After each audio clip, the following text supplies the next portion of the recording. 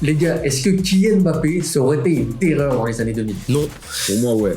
Non. Non, on parle pas d'un vulgaire joueur quand même. C'est pas un vulgaire joueur, mais Kylian Mbappé dans les années 2000 aurait été ce qu'est Luis Nani dans les années 2010. Un joueur qui aura des bribes par moment, qui sera très fort dans certains matchs de moyens, mais dans les grands rendez-vous face à du Ashley Cole, il se serait fait détruire. Non, je peux pas te laisser dire ça parce que déjà là t'insultes Mbappé et Luis Nani.